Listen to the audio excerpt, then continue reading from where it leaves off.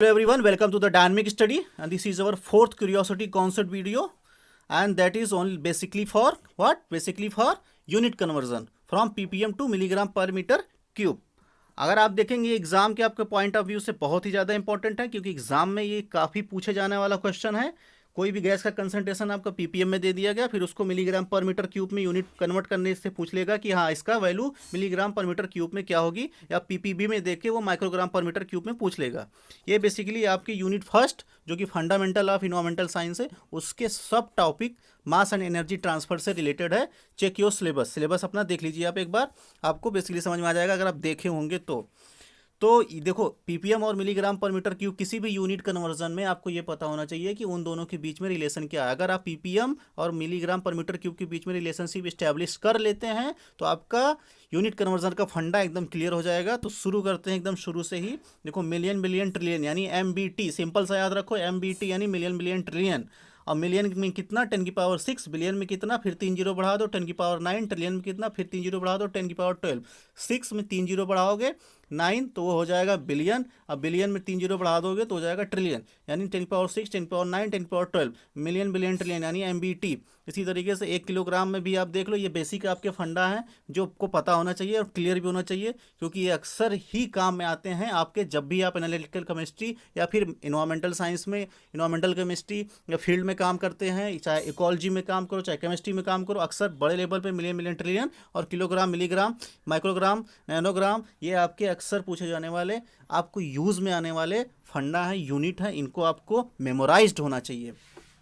For liquid, अगर liquid के लिए आप देखेंगे तो 1 मिलीग्राम पर लीटर क्यूब, एक मिलीग्राम पर लीटर को आप 1 पीपीएम यानी 1 मिलीग्राम पर लीटर कोई कंसंट्रेशन है उसको आप 1 पीपीएम यानी 1 पार्ट्स पर मिलियन मान लेते हो बाई वेट। और उसी तरीके से 1 माइक्रोग्राम पर लीटर है तो उसको आप मान लेते हो कि 1 पार्ट्स पर बिलियन है ये।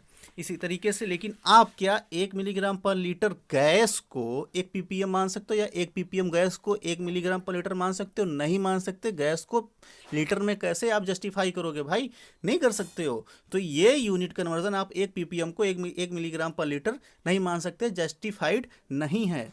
तो इसको जस्टिफाई करने के लिए क्या किया गया है कि एक वॉल्यूम ऑफ गैस का वॉल्यूम लिया गया है, इसमें V लिया गया है, 1 volume of the gaseous pollutant divided by 10⁻⁶ volume of the air, यानी 10⁻⁶ वॉल्यूम ऑफ द एयर में उस वॉल्यूम का या पॉल्यूटेंट का कितना अमाउंट है। 1 मिलियन वॉल्यूम का कोई गैस का पार्सल है, कोई गैस है 1 मिलियन वॉल्यूम का, तो उसमें कितना पार्ट है उस पॉल्यूटेंट का। बेसिकली आप ये कह सकते हैं the volume of the pollutant per million volume of the air mixture. Simple सी बात है। और इसके आगे पीपीएम के आगे आप वी लगा देते हो तो वो पर वॉल्यूम जैसा कॉन्सेप्ट हो जाता है 1 ppmv। ठीक है, ये हो गया आपका। अब इनके बीच में जो रिलेशनशिप आपका जो स्टार्ट हुआ है वो बेसिकली आपका स्टार्ट होता है आपका शुरू में ही एक आप इक्वेशन पढ़े होंगे, आइडियल गैस इक्वेशन। दैट आप जब भी रिलेशनशिप बिटवीन पीपीएमबी यानी पीपीएम और मिलीग्राम पर मीटर क्यूब को निकालोगे, दैट्स डिपेंड ऑन द, ये जो डिपेंड करेगा आपको ये समझना होना चाहिए ना कि आपका ये पीपीएम और मिलीग्राम पर मीटर क्यूब का जो रिलेशनशिप है किसके किसके बीच में डिपेंड करेगा, या फिर कि कौन सा ऐसा चीज़ होगा जो इसके इफेक्ट डालेगी। तो आपकी होती है pressure, temperature, molecular weight of the pollutant. तो जो आपका प्रेशर और टेम्परेचर ये सब चीज़ें आती हैं, इसको आप डिफाइन कर पाओगे किससे, PB equal to NRT means ideal gas equation, आदर्श गैस इक्वेशन, जो आप शुरू में ही आप 6th 7th 8th या 9th 10th स्टैंडर्ड में ही आप कॉन्टीन्यूसली पढ़ते आए हो केमिस्ट्री में। तो P यहाँ पे क्या है आपका, P आपका एब्सोल्यूट प्रेशर है एटमॉस्फेरिक में, V क्या है वॉल्यूम है मीटर क्यूब में, N क्या है मोल है मॉलिक्यूल्स का, गैस का कितने मोल मॉलिक्यूल्स हैं, R क्या है आइडियल गैस कांस्टेंट है जिसकी वैल्यू कितनी होती है, जिसकी वैल्यू मेरे हिसाब से होती है 82.4 इंटू 10⁻⁻6 कर सकते हो आप, लेकिन मेरी यूनिट अलग होगी, मेरी यूनिट होगी एटमॉस्फेयर पर मीटर क्यूब पर मीटर मोल केल्विन। और आपकी क्या होती है इसमें 0.08256, ये लीटर इंटू एटमॉस्फेयर इंटू पर केल्विन इंटू पर मोल में है, कोई दिक्कत नहीं, इसी पे भी निकाल सकते हो आप। द टेम्परेचर, और टेम्परेचर किस में है आपका, एब्सोल्यूट टेम्परेचर है केल्विन में है, जो आप निकाल सकते हो डिग्री सेंटीग्रेड जो भी आपका दिया रहेगा उसको 273.515 में ऐड कर दोगे तो मिल जाएगा। अब आप V को अगर इधर ले आओगे तो आप क्या लिख सकते हो, ऑब्वियस सी बात है NRT divided by P. NRT यानी एनआरटी ऊपर है, पी को ले नीचे ले गए तो ये हो गया एन कितना आपका 1 मोल। आर की कितनी वैल्यू है दी हुई है, ये आपका दिया गया है कितना temperature 0 degree centigrade. 0 degree centigrade आपका दो होते हैं, एक एनटीपी एक एसटीपी। अब ये 0 डिग्री सेंटीग्रेड क्या है, एनटीपी या एसटीपी? ये एसटीपी है भैया, एसटीपी 0 डिग्री सेंटीग्रेड स्टैंडर्ड है, ये नॉर्मल आपको मिलेगा नहीं कहीं। तो आपका एनटीपी जो नॉर्मल टेम्परेचर प्रेशर होता है वो होता है 25 डिग्री, और स्टैंडर्ड जो होता है 0 डिग्री। स्टैंडर्ड मीन्स 0 हो गया क्योंकि उसको आप स्टैंडर्डाइज करते हो, बनाते हो, प्रोवाइड करते हो, आर्टिफिशियली क्रिएट करते हो। और 25 डिग्री सेंटीग्रेड जो आपका है वो नॉर्मल है, यानी नॉर्मल टेम्परेचर प्रेशर। तो 0 डिग्री सेंटीग्रेड यानी at S T P standard temperature pressure, उसमें आप ये दे रहे हो कि एन का मॉलिक्यूल्स कितना 1 मोल, 0.0 जो आपकी वैल्यू दी गई है आपकी आर की यानी गैस कांस्टेंट की, प्लस इनटू क्या किया गया है आपका एटमॉस्फेरिक जो आपका एब्सोल्यूट टेम्परेचर है उसका, यानी 273.15। इसमें 0 डिग्री सेंटीग्रेड यूज़ किया गया है तो एग्जैक्ट वैल्यू वही हो गई आपकी, और प्लस फिर उसके बाद डिवाइड किया कितना एटमॉस्फेरिक प्रेशर से कि कितना आपका एब्सोल्यूट प्रेशर है। तो आपकी वैल्यू जब इसको कैलकुलेट करेंगे सिंपल तो कुछ ही नहीं करना है, जो आपकी आर की वैल्यू दी गई है और 273.15 को आप मल्टीप्लाई करोगे तो 22.4133 करके कुछ बहुत कुछ आएगा, तो उसको एज अ एवरेज 22.414 लीटर मान लिया जाता है। ये आपका स्टैंडर्ड होगा, इसको याद रखना कि हाँ 0 डिग्री सेंटीग्रेड पे कितना होता है 22.414 22.414 लीटर। अब उसी तरीके से सेम चीज़ 25 डिग्री सेंटीग्रेड यानी नॉर्मल पे कितना होगा, एनटीपी पे कभी नहीं दिया, अगर एनटीपी ही दे दिया तो ये भी समझ लो कि एनटीपी पे कितना होगा 22.465, क्योंकि यहाँ पे टेम्परेचर में आपको 25 डिग्री सेंटीग्रेड ऐड करना होगा तो 298.15 केल्विन हो गया ये, यानी 25 डिग्री सेंटीग्रेड आप जब यहाँ पे ऐड करोगे 273.15 में तो 298.15 केल्विन हो जाएगा। जो आपकी वैल्यू आएगी वो हो जाएगी 22.465, 22.465 लीटर हो गई आपकी। अब इसी इक्वेशन को आप लिख सकते हो, we can write the previous equation in the form of, देखो मिलीग्राम पर मीटर क्यूब लिख सकते हो आप वॉल्यूम को, फिर पीपीएम भी 1 मीटर क्यूब पॉल्यूटेंट, ये आप वही लिख रहे हो, पीपीएम को ही लिख रहे हो कि 1 मीटर क्यूब पॉल्यूटेंट हो गया आपका कितने पार्ट्स में, 10⁶ मीटर क्यूब एयर में पाया जा रहा है, ये हो गया इसका। ये भी आपका एक पीपीएम ही माना जाता है जो आपका 1 metre cube pollutant divided by 10⁶ metre cube air लिया गया है।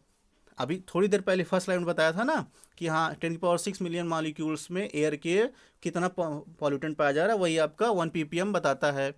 फिर इंटू क्या करो मॉलिकुलर वेट 22.414 यानी एस टी पी पे 10⁻³ into 10 milligram per metre cube. फिर इसको आप जब आप सिंप्लीफाई करोगे तो सिंप्लीफाई करने पे पीपीएम भी सब काट पीट के ख़त्म कर दोगे तो आपका जो एग्जैक्ट वैल्यू आती है वो आती है आपकी 10⁻³ से, ये भी कट जाएगा, ये भी हट जाएगा, तो आपकी जो पीपीएम हो गया, ये जो ऊपर 1 मीटर क्यूब पॉल्यूटेंट था 10⁻⁶ का, वो आपका हो गया ppm V into molecular weight, यानी पीपीएम जो आपका कंसंट्रेशन दिया गया है जब आप मिलीग्राम पर मीटर क्यूब में निकालोगे तो मिलीग्राम पर मीटर क्यूब का जो सिंपल आप यही फार्मूला है आपका, ये आप देख लेना जो निकल के आ रहा है कि 0 डिग्री सेंटीग्रेड अगर दे दिया गया तो 0 डिग्री सेंटीग्रेड पे आप क्या करोगे, मिलीग्राम पर मीटर क्यूब में वैल्यू अगर निकालनी है तो आपका पीपीएम में जो वैल्यू दी रहेगी तो पीपीएम इंटू किसी भी गैस का दे दिया गया, जैसे कार्बन मोनोऑक्साइड का दे दिया गया तो उसका कितना मॉलिक्यूलर वेट होगा 28, तो इंटू 28 डिवाइडेड बाई 22.414 आप कर दोगे तो जो आपकी वैल्यू आ जाएगी वो आ जाएगी मिलीग्राम पर मीटर क्यूब में। आप उसी तरीके से वो 25 डिग्री सेंटीग्रेड पे भी हो जाएगी डिवाइडेड बाई, बस ये वैल्यू आपकी चेंज हो जाएगी 24.465। बेसिक ये फंडा है आपका, ये दोनों फार्मूले हैं हमेशा याद रखने के लिए कि मिलीग्राम पर मीटर क्यूब को पीपीएम में क्या रिलेशनशिप है। तो milligram per metre cube is equal to ppm into molecular weight जो आपका गैस का दिया रहेगा डिवाइडेड बाई 22.414। ये 0 डिग्री सेंटीग्रेड के लिए बार बार बता रहा हूँ, 25 डिग्री सेंटीग्रेड के लिए 24.465 से डिवाइड करना है, दोनों को ऐड करके S T P N T P की जो वैल्यू होती है उससे डिवाइड कर दोगे, आपकी फाइनल वैल्यू आ जाएगी। अब एक और सिंपल इक्वेशन है आपको बता दे रहा हूँ, ये भी आप रट्टा मारना चाहो तो रट लो क्योंकि इसमें कोई कैलकुलेशन नहीं करना है। अगर आप कंसंट्रेशन बता दे रहा हूँ वो तो आपका डेराइव्ड जो इक्वेशन आया है वो डेराइव्ड इक्वेशन है, वो परफेक्ट इक्वेशन है, ये भी डेराइव्ड इक्वेशन है, लेकिन ये डेराइव्ड प्लस कैलकुलेटेड इक्वेशन है। आप शॉर्टकट के लिए आप डेराइव्ड प्लस इक्वेशन कैलकुलेटेड है, इसलिए आपको ज़्यादा कुछ नहीं करना होता है। तो concentration milligram per metre cube में निकालने के लिए आपको क्या है 0.0409 सबको मल्टीप्लाई करना है। इसमें आप कंसंट्रेशन पीपीएम जो दिया गया प्लस मॉलिक्यूलर वेट जो दिया गया है सबको मल्टीप्लाई कर दोगे तो आपका मिलीग्राम पर मीटर क्यूब में वैल्यू आ जाएगी। और सेकंड क्या है आपका, जब पीपीएम में आपको दे दिया गया कि to convert from milligram per metre cube to ppm, अगर मिलीग्राम पर मीटर क्यूब से पीपीएम में कन्वर्ट करना है तो कंसंट्रेशन 24.45 इंटू कंसंट्रेशन जो आपका दिया होगा concentration milligram per metre cube में, उसको डिवाइड कर दोगे किससे, मॉलिक्यूलर वेट से। ये आपका सिंपल हो गया calculation for the ppm conversion to milligram per metre cube and milligram per metre cube to ppm conversion. ये आपका बेसिक कैलकुलेशन है। तब तक के लिए आप नेक्स्ट वीडियो का वेट करो। Thank you, happy learning. और इसको रिवाइज करो, जो भी इक्वेशन जो भी आपका प्रीवियस ईयर के क्वेश्चन पेपर आए हैं उसको सॉल्व करो, अदरवाइज मैं न्यूमेरिकल सॉल्व कराऊंगा। Thank you, happy learning.